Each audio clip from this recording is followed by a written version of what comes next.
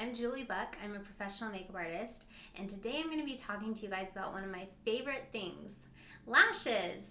I'm going to show you all of the lashes I keep stocked in my professional kit and which ones I use for each look, and teach you what will look best on each eye shape. I'm also going to show you my favorite way of applying them and teach you some tips to help make it easier for you. I classify lashes into 4 different categories. Each one will help you create a different type of look. My first category is the thin band type. These lashes are very lightweight and have a thin, flexible band that makes them really easy to apply. They only have one layer of natural or synthetic hair. These are the absolute best option if you're new to applying strips or you want a natural look. These are also the perfect base to use if you want to layer individual lashes on top. I'll cover that later on in this video. Another huge plus with these is that you can wear them without eyeliner or much eye makeup and still get a totally believable look. With many of the thicker bands, they look very synthetic, heavy, and kind of out of place without a full face of makeup. I like lashes that taper and have a variation in length versus straight across. They look more believable and are generally more flattering. Next, we have a thicker, more dense lash. These usually have multiple layers of hair and have a thicker band to give some added drama to the eye by adding a dark line at the base of the lashes. These lashes are perfect for adding more drama and emphasizing the eyes, or for creating a glamorous red carpet type of look. Category 3. These are a more high-end premium type of lash. They're made of silk or mink hair, and depending on the brand, you can reuse them up to 20 to 25 times. So while they may be more expensive than other types of lashes we've gone over, you get many more wears out of them. The options here are endless. You can get a very lightweight pair that mimics natural lashes, or you can go all the way to the other end of the spectrum and go with something gorgeously thick and full. They are so soft and fluffy that even the extra dense pairs still almost have a natural look to them. While you can get a very natural looking pair, the band on these is still very thick and can be a bit tricky to work with, so if you're new to applying lashes, I would still recommend starting with the thin band types I mentioned earlier. Category 4, individual lashes. I absolutely love individual lashes. I use them on my clients all the time to create amazing customizable looks. They are so great to have in your arsenal of lashes because not only do they look amazing layered over strip lashes, they can also change up your lash look super quick and easy. I like to add them to the outside edges to create a cat eye, or just in the middle to create an eye-opening effect. You can purchase these in a variety of lengths and thicknesses. You'll notice when you look closely at the base of these lashes that one has a round black ball called a knot, and the other is flat and more spread out. The knot-free version lays more flat and blends best with the natural lashes. The number one reason I love these lashes is because they look so amazing when applied individually. If you learn to layer them using multiple shapes and sizes, the final result is stunning. The quality of lash is very important when you apply them this way. Make sure the fan extends out evenly and is slightly wide, and that it isn't bunched together too tightly at the base. I'll link to my favorite brands for this in the description box below. Let's talk about eye shapes. It's very helpful to understand your eye shape and to know how lashes can give the illusion of altering your eyes. With every eye shape, keep in mind the size of your eyes, whether they're large or more narrow, and especially the amount of lid space you have from your brows to your lash line. For every type of eye shape I talk about, I'm going to list all of my favorite lashes down below so you have an easy reference. First up, we have almond eyes. These eyes are oval shaped and naturally pointed at one or both ends. In makeup theory, this eye shape is considered to be the most ideal. You can really play around with the shape of your eyes based on the lashes you select. You can increase the natural cat eye shape of your lash by choosing lashes that taper from shorter on the inside to longer on the outside. This will give the illusion of lift at the outer corners of your eyes. Lashes with a round shape, where they're longer in the middle and shorter on the inner and outer corner, also look really gorgeous on this type of eye.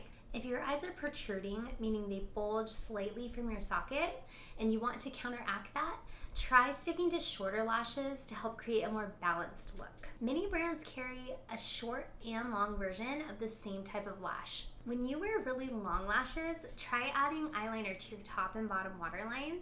It helps reduce the appearance of protrusion and makes the eyes look really beautiful. Hooded eyes have an extra layer of skin that droops over the crease, causing the eyes to appear smaller and more closed. This eye shape is genetic, but it can also occur as we age. To bring balance to the face, we want to make hooded eyes appear larger and more open. My biggest tip for this eye shape is to always give your lashes a little bit of curl after you apply them. This will open them up and make them seem larger. But please make sure you use a good curler. You don't want to cause breakage or damage on your natural lashes. A good curler will also give a better curl instead of a bend to your lashes.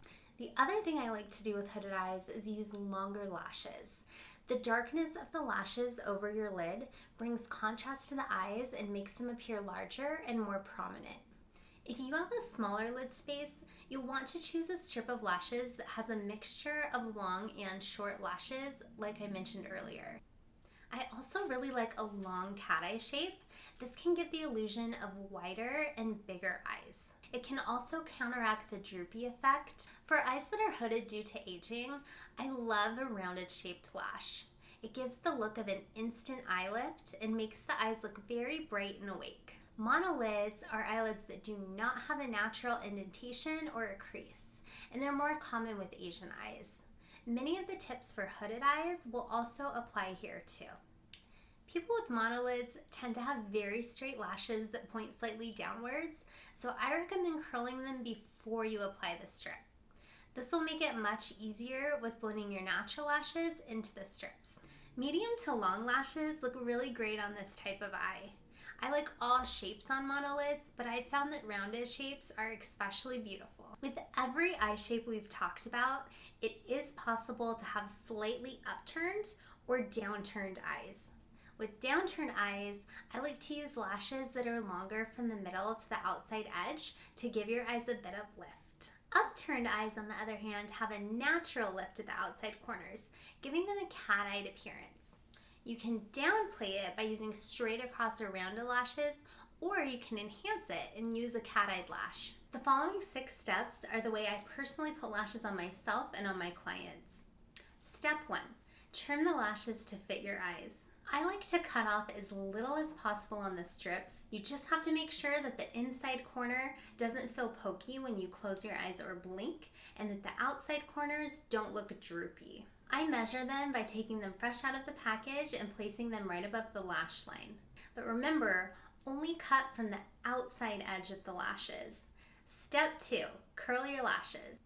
If you have super straight or downturned lashes, you'll want to curl them first for an easier application. This will also help them blend in with the strips later on. If you don't have downturned lashes, you can skip this step. Step 3, apply a thin layer of glue to the base of the lashes. Take care to ensure that you're applying it evenly from end to end, extending completely to both the edges. You have the option of using either clear or black glue. Clear is a good choice if you're a beginner because it's much easier to fix your mistakes. Black glue is great because it helps enhance the look of the eyeliner and darkens up the base of the lashes. Step 4, wait 30 seconds until the glue becomes tacky. If it's too wet, the corners of the lashes will lift off of the lid. If it's too dry, the lash band won't stick properly. Step 5, hold the lashes in the exact middle of the lash band with your fingers or with tweezers as close to the base as possible. Adhere the lash band to the center of the eye, then the outside edge, followed by the inside edge. Make sure you're applying the lashes right on top of your natural lash line. You do not want a space between the lash band and your natural lashes. If you're applying them to yourself, it helps to hold a mirror down low and tilt your head back. It helps flatten out your eyelid and allows you to get the lashes as close as possible to your lash line. Step 6, apply mascara. Unless my client has very black natural lashes, I always do this step to blend in the natural lashes with the strip. If you're applying the lashes for personal use and you want to rewear them multiple times, I actually recommend applying mascara before you put on the lashes. That way you don't get excess product buildup.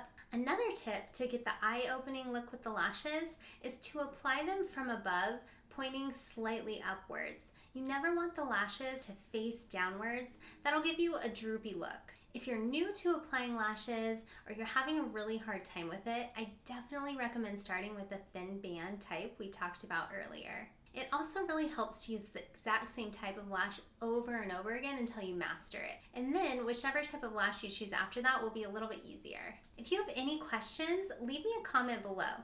Make sure to give this video a thumbs up and subscribe.